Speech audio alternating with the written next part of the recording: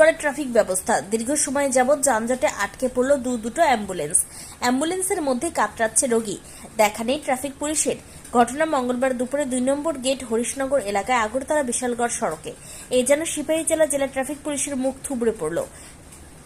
বিশালগড় থানা পুলিশের ট্রাফিক দায়িত্বে থাকা 2 নম্বর গেট হরিশনগর এলাকায় আগরতলা সাবরুম সড়কে দীর্ঘ সময় ধরে যানজট লেগে যায়।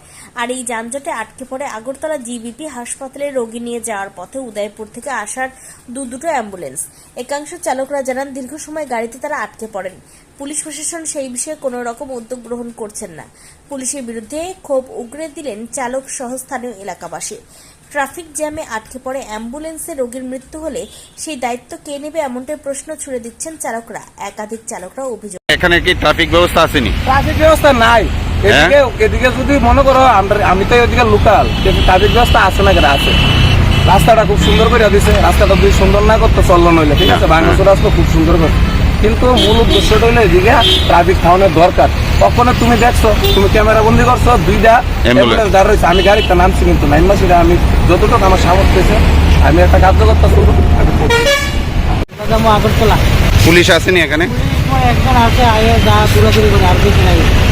মানে পুলিশ থাকলে একটু ভালো হইতো। মানে জ্যামটা কতক্ষণ যাবত এখানে? 1 ঘন্টা। এক ঘন্টা। ঠিক আছে, ঠিক আছে।